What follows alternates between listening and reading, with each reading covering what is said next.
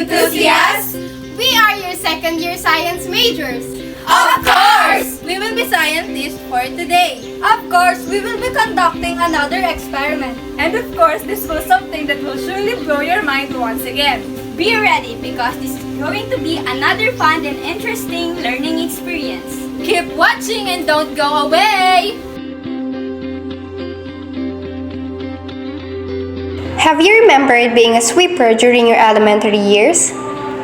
When your teachers would ask you to sweep the floor using a floor wax? How does it smell?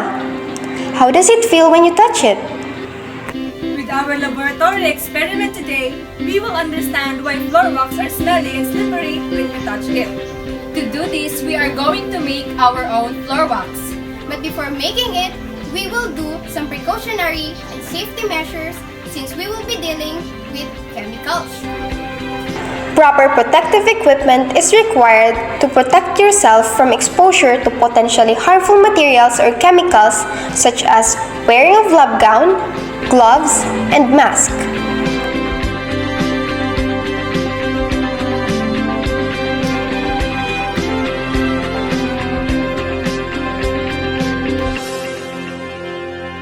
In this experiment, the students are expected to prepare and weigh the needed materials for the preparation of floor wax, conduct the experiment and be guided with the safety measures to avoid accidents, observe the physical and chemical changes with specific explanations, and create a purposeful product from raw materials. These are the things that we will be needing for this experiment: used candles, used crayons, plastics, kerosene, burner, weighing scale, wax paper, chopping board, knife, and a used pot. Common plastics are made through polymerization of monomers, specifically polymerization of ethylene or olefin monomers. Candles are made from eicosane and ketones through the application of heat and crystallization. The chemical components of crayons are also polyethylene and paraffin wax, but it contains stearic acid. The mixture of kerosene is composed of 55% paraffins, 41% naphthenes, and 4% aromatic hydrocarbons. The main procedure that we are going to do here is to mix all the solid materials such as crayons, candles, and plastics with the liquid kerosene. That is through the use of application of heat. But what do you think will happen when we do that? I think it will melt. For me, I think it will smell like gas. And probably the color of the crayons will be mixed with candles and plastics. Alright, these predictions are pretty interesting. But let us see if it is correct as we will now proceed with the making of our floor wax. For the first trial, we mixed 25 grams of candle, 25 grams of crayon, and 10 grams of plastic to a 50 ml of kerosene into a pot.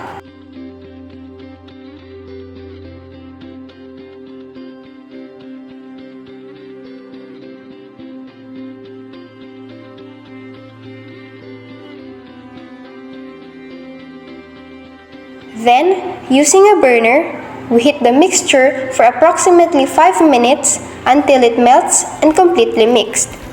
Lastly, we pour the mixture into the molder with wax paper and wait until it hardens. For this trial, the product we produce is unsuccessful, as we did not achieve the right texture and appearance of a commercial floor wax.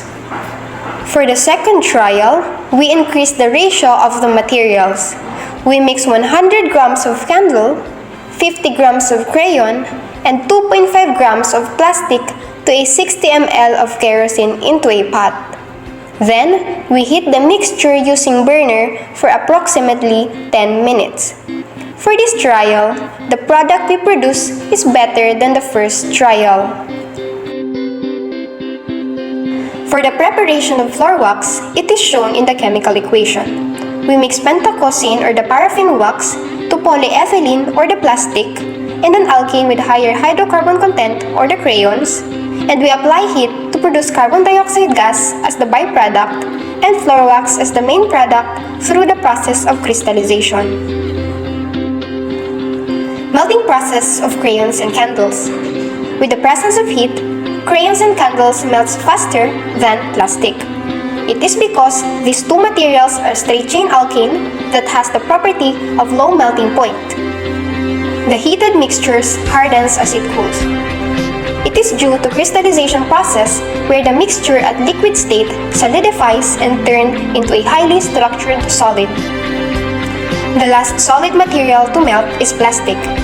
This is because, compared to the boiling point of candle and crayon, plastics has higher melting point, which is 100 degrees Celsius to 130 degrees Celsius. The kerosene was able to melt the plastic even before it reaches its boiling point of 150 degrees Celsius to 300 degrees Celsius.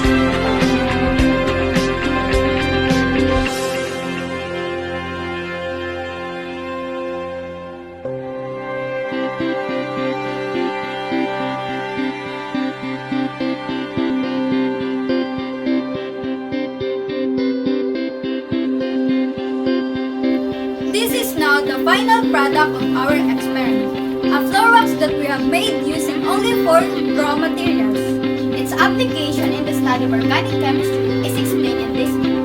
It is because the materials we have used are considered organic compounds. The making of floor wax through the materials is also one way to reduce waste that contains chemicals which can be harmful to not only humans but the environment.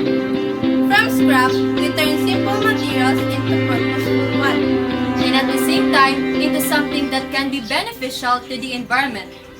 That's it for today's experiment. We hope that this has been another purposeful activity for you.